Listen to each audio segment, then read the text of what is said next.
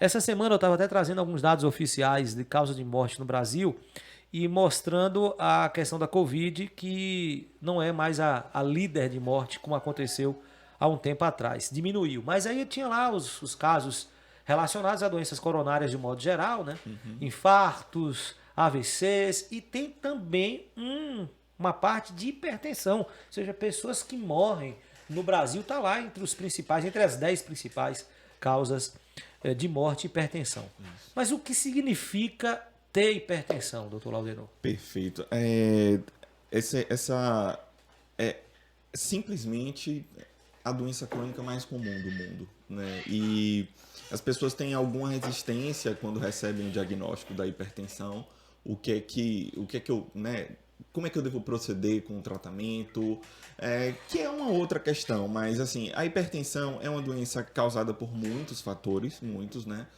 Diferente do que as pessoas pensam. Obrigado. Água. Diferente do que as pessoas pensam, a hipertensão não é, na maior parte das vezes, culpa de ninguém. Não é exatamente o seu excesso de peso ou como você come, o excesso de sal que tem na sua comida. Rapaz, esse café é sensacional. Não é exatamente isso. É uma doença que, acima de tudo, tem um componente de múltiplos fatores, né? Especialmente de ordem genética. Então, se fecha o diagnóstico de hipertensão, em primeiro lugar, é reconhecer que a pressão arterial nas artérias, né, dentro das artérias que levam o sangue para o corpo inteiro, né, se ela excede em média durante o dia inteiro, mais lesões podem acontecer na parede dessas artérias. Mas o que isso tem a ver com morte? Bom, são as artérias que nutrem o cérebro da gente, que nutrem o coração e todos os outros órgãos da gente.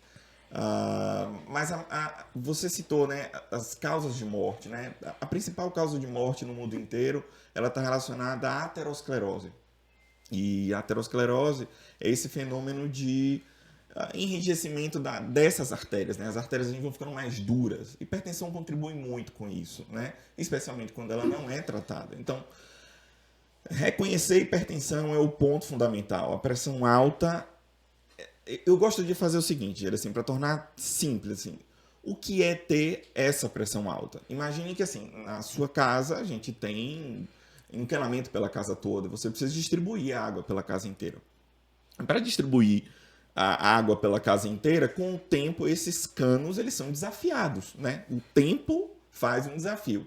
Em alguns lugares da casa você tem água com pressão mais forte, como ela chega lá da embasa. Essa água que chega da embasa, ela vem com uma pressão muito forte. Esse cano precisa estar melhor preparado para receber essa água muito forte. Isso é a artéria. A artéria é quem está melhor preparada para receber essa água muito forte. É onde a gente mede a pressão da gente, certo? E quando você tem um problema em casa, né, com a água que você recebe, a água que vem da embasa, aquele cano que chega, bom, você vê que quando ele rompe com uma vazão gigantesca, inunda uma rua inteira, porque a pressão ali dentro é muito elevada. Mas a água que está dentro de casa, né, você tem outros canos que não têm uma pressão tão alta assim. Mas o que é que eu quero dizer com a analogia da água que está chegando dentro de casa? É que a grande diferença entre a água que é distribuída na rua é que se der um problema, você fecha o registro, vai, troca o cano e coloca outro no lugar, né? Mas se aquela água estiver vindo da embasa,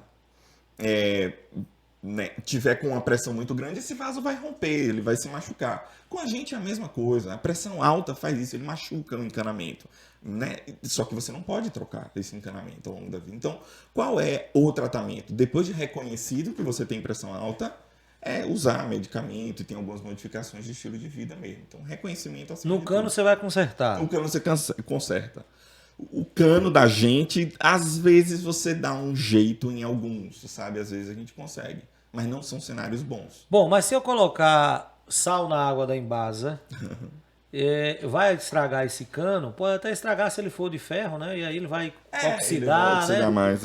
Mais rápido, né? Mas eu tô fazendo esse questionamento, doutor, porque é uma correlação que todo médico cardiologista que trata alguém com hipertensão diz, olha, evite consumir sal.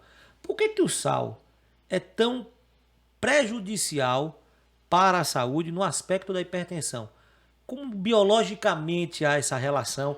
Porque eu acho que as pessoas precisam entender. Todo mundo já sabe que sal e hipertensão não combinam. Mas por que não combinam? Eu sempre já tive essa dúvida. O que é que acontece? O sal, ele é um importante elemento para o controle da pressão arterial e para o controle de fluidos da gente dentro do corpo. Então, esse sal que a gente come, né, ele é fundamental. A questão com a hipertensão é que quanto mais sódio você comer, mais líquido, por exemplo, você vai reter. Esse é um ponto fundamental. É a coação, né? Isso. Você vai acabar retendo muito mais líquido. Esse é um dos mecanismos. O hipertenso, ele não deve não comer sal. Esse é um ponto importantíssimo, inclusive. O hipertenso, ele deve deixar de ter uma alimentação rica em sal. A alimentação deve ter sal, mas ela deve ser uma alimentação pobre em sal. Aí como é que a gente faz a orientação? Em torno de 4 gramas de sal por dia para uma pessoa que é hipertensa. Aí você assim, quanto dá 4 gramas de sal? A forma mais simples é, assim, se a gente tivesse aqui um sachêzinho, a forma mais simples seria se você comprasse os sachês de sal no mercado. Cada sachê tem 1 grama. Você preparar a sua alimentação sem nenhum sal, né, do dia a dia, e ao longo do dia você distribui até 4 saquinhos desses por dia. Essa é uma maneira de você controlar o quanto de sal você vai ingerir. Tem outras sugestões que a gente acaba fazendo também para isso, mas de um modo geral, né, os alimentos da gente do dia a dia, eles já têm sal dentro dele. Você não precisa adicionar.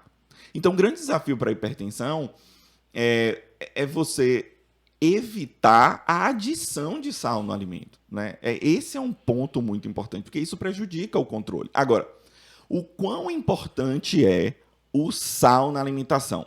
É importante, mas ele não é tudo. A gente tem uma orientação genérica, né, de que assim, quando a gente dá o diagnóstico de que o indivíduo tem hipertensão ou que a pressão não está controlada, vamos revisar como é que você está, né, colocando o sal na alimentação, ou como é a sua alimentação, a gente precisa pensar nisso, mas existem dados, né, bem consistentes da literatura de quão pesada é a contribuição do excesso de sal na alimentação. E, na verdade, ela não é tão grande assim. É importante? É importante? Mas ela não é a mais importante, inclusive. Assim como não é tão importante assim o exercício físico para a redução da pressão arterial. Porque, sim, ele de fato contribui para a redução de pressão arterial, né? Mas não é essa coisa toda, né? O principal mesmo é o excesso de peso. O principal é a obesidade. A obesidade é a principal medida não medicamentosa no indivíduo que tem pressão alta, capaz de reduzir de maneira realmente muito significativa a pressão arterial. Então, o que é que o sal faz? Retém essencialmente muito líquido. Existem outros mecanismos que convidam também a pressão a subir um bocado mais enfim, descompensam, né? E descompensam o indivíduo. Bom, nós estamos entrevistando o Dr. Laudenor Lemos, médico cardiologista, falando sobre hipertensão. E aí, o Dr. Laudenor falando sobre essa relação do sal, né? Que quando a pessoa já é diagnosticada como hipertensa, e aí eu quero até depois saber quando é que o paciente é diagnosticado como hipertenso, né? Que aí vai ter que fazer até uso de medicamentos contínuos. Mas eu estou lembrando bem assim de uma coisa que é cultural, né? A gente faz o alimento e coloca sal em cada uma das panelas, né? Poderia fazer o cozimento de todos e depois adicionar o sal no prato, né? Isso, né? exato. Seria Essa mais maneira é equilibrada. É o correto. Mas você faz o feijão, ainda bota o embutido que já tem sal, ainda bota sal. Exatamente. É uma contribuição realmente terrível. Exatamente. Contra a saúde. Gente,